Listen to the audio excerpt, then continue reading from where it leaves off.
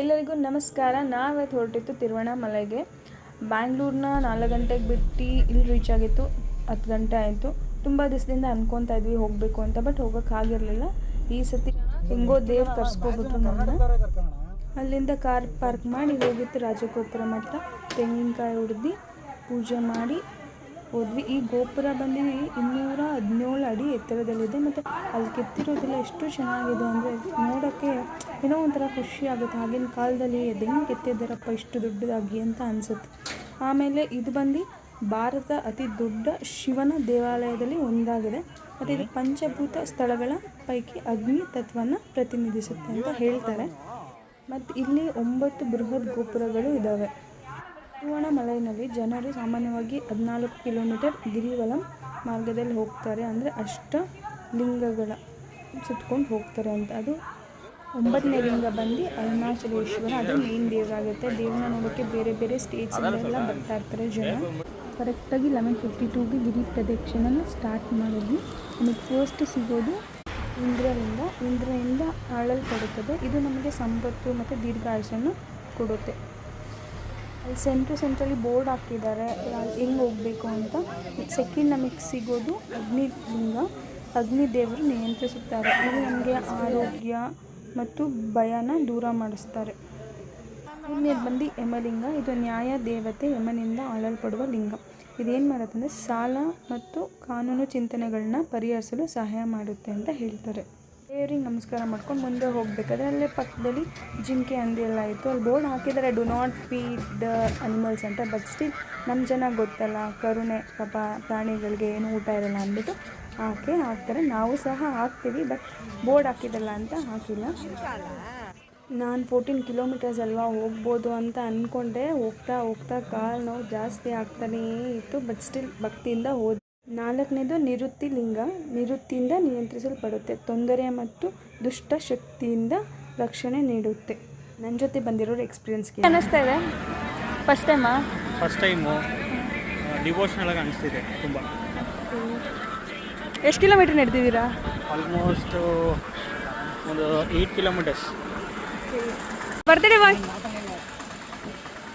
ಏನು first ಟೈಮಾ? First ಟೈಮಾ?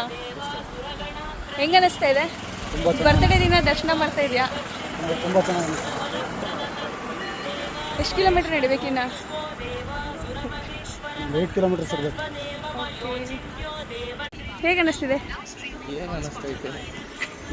First time ಇಷ್ಟು ದೂರ ನಡೀತಿದ್ದೀರಾ? 5ನೇದು ವರ್ಣಲಿಂಗ. ಜಲದೇವತೆ ವರ್ಣನಿಂದ ಆಳಲ್ಪಡುತ್ತದೆ. ದೀರ್ಘಕಾಲದ ಕಾಯಿಲೆಯನ್ನು ನಿವಾರಿಸುತ್ತದೆ. 6ನೇದು ವಾಯುಲಿಂಗ. ವಾಯುದೇವರು ವಾಯುವಿನಿಂದ ನಿಯಂತ್ರಿಸಲ್ಪಡುತ್ತದೆ. ಉಸಿರಾಟದ ಕಾಯಿಲೆಗಳಿಂದ ಚೈತನ್ಯ ಮತ್ತು ಪರಿಹಾರವನ್ನು ನೀಡುತ್ತದೆ. 7ನೇದು ಕುಬೇರ ಲಿಂಗ. ಸಂಪತ್ತಿನ ಅಧಿಪತಿ ಕುಬೇರನಿಂದ ಆಳಲ್ಪಡುತ್ತೆ. ಆರ್ಥಿಕ ಸ್ಥಿರತೆಗಾಗಿ ಪ್ರಾರ್ಥನೆ ಮಾಡಲಾಗುತ್ತದೆ. 8ನೇದು ಈಶಾನ ಲಿಂಗ. ಶಿವನ ನಿಯಂತ್ರಿಸಲ್ಪಡುತ್ತದೆ. ಮನಸ್ಸಿನ ಶಾಂತಿ ಮತ್ತು ಸ್ಪಷ್ಟತೆಯನ್ನು ತರುತ್ತದೆ. ಫೈನಲ್ ಆಗಿ 14 ಕಿಲೋಮೀಟರ್ಸ್ ಕಂಪ್ಲೀಟ್ ಆಯಿತು. ಟೈಮ್ ಕರೆಕ್ಟಾಗಿ 4:45. ಜಾಸ್ತಿ ವಿಡಿಯೋ ಮಾಡೋಕ್ಕಾಗಲ್ಲ ಬಿಕಾಸ್ ಸುಸ್ತಾಗ್ಬಿಟ್ಟಿದ್ವಿ. 9ನೇದು ಅರುಣಾಚಲೇಶ್ವರ. ಅಗ್ನಿ ಅಂಶನ ಹೊಂದುತ್ತೆ. ಈ ದೇವ್ರನ್ನ ನೋಡಿದ್ಮೇಲೆ ಕಂಪ್ಲೀಟ್ ನಾವು ಏನು 14 ಕಿಲೋಮೀಟರ್ಸ್ ನಡೆದಿದ್ವಿ ಅದು ಕಂಪ್ಲೀಟ್ ಆಗುತ್ತೆ. 5 ಗಂಟೆಗೆ ಎಲ್ಲ ಬಂದು ಕ್ಯೂ ಅಲ್ಲಿ ನಿಂತ್ಕೊಂಡ್ಬಿಟ್ಟಿದ್ರು. ಬಟ್ ದೇವಸ್ಥಾನ ಓಪನ್ ಆಗೋದು 5:30ಗೆ. ಅಲ್ಲಿವರೆಗೂ ನಾವು ಕ್ಯೂ ಅಲ್ಲೇ ವೆಯ್ಟ್ ಮಾಡ್ಕೊಂಡಿದ್ವಿ. ಫಸ್ಟ್ ಒಳಗಡೆ ಹೋಗಿದ ತಕ್ಷಣ ನಮಗೆ ಸಿಗೋದು ಪಾತಾಳ ಲಿಂಗ. ಒಳಗಡೆ ಎಷ್ಟು ಚೆನ್ನಾಗಿದೆ ಅಂದರೆ ಇನ್ನೊಂದು ಏನು ವಿಶೇಷತೆ ಅಂದರೆ ರಾಜಗೋಪುರನ ನಿರ್ಮಾಣ ಮಾಡಿದ್ದು ವಿಜಯನಗರ ರಾಜ ಕೃಷ್ಣದೇವರಾಯರು 1516 CEಯಲ್ಲಿ ಪ್ರಾರಂಭಿಸಿದರು. ಮತ್ತು ಅದಾದಮೇಲೆ 1590ಯಲ್ಲಿ ತಂಜಾವೂರಿನ ಸೇವಪ್ಪ ನಾಯಕರು ಪೂರ್ಣಗೊಳಿಸಿದ್ರಂತೆ. ಸ್ಥಳೀಯ ದಂತಕಥೆ ಪ್ರಕಾರ ಇದನ್ನು ಉದ್ದೇಶಪೂರ್ವಕವಾಗಿ ತಂಜಾವೂರ್ ದೇವಾಲಯ ಗೋಪುರಕ್ಕಿಂತ 1 ಅಡಿ ಎತ್ತರದಲ್ಲಿ ನಿರ್ಮಿಸಲಾಗಿದೆ ಅಂತ ಹೇಳ್ತಾರೆ. ತುಂಬ ಪವರ್ಫುಲ್ ದೇವರಿದು. ನಾವು ಒಳಗಡೆ ಹೋಗ್ತಾ ದೊಡ್ಡ ಕಂಬ ಇತ್ತು.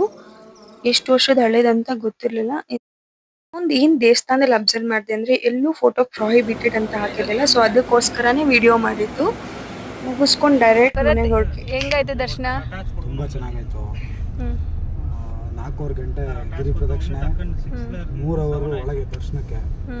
ತುಂಬ ಅದ್ಭುತವಾಗಿ ಒಳ್ಳೆ ಎಕ್ಸ್ಪೀರಿಯನ್ಸ್ ಇತ್ತು. ಕಾಲು ನೋವು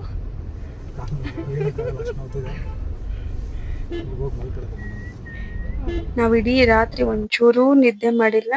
ಬೆಳಿಗ್ಗೆ ಮನೆಗೆ ರೀಚ್ ಆಗೋಷ್ಟರಲ್ಲೇ 3 ಆಗಿತ್ತು. ಸೆಂಟ್ರಲ್ ನನ್ನ ಫ್ರೆಂಡ್ ಬರ್ಡೇ ಇತ್ತು ಅಂತ ಬರ್ಡೇ ಸೆಲೆಬ್ರೇಟ್ ಮಾಡಿಬಿಟ್ಟು ಎಲ್ಲರೂ ಅವ್ರ ಪಾಡಿಗೆ ಅವ್ರ ಮನೆಗೆ ಹೋಗಿ ಮಲ್ಕೊಂಡ್ವಿ. ಇದಾಗಿತ್ತು ನನ್ನ ತಿರುವಣ್ಣಾಮಲೈ ವಿಡಿಯೋ. ಇಷ್ಟ ಆಗಿದ್ರೆ ಸಬ್ಸ್ಕ್ರೈಬ್ ಮಾಡಿ, ಲೈಕ್ ಮಾಡಿ. Thank you.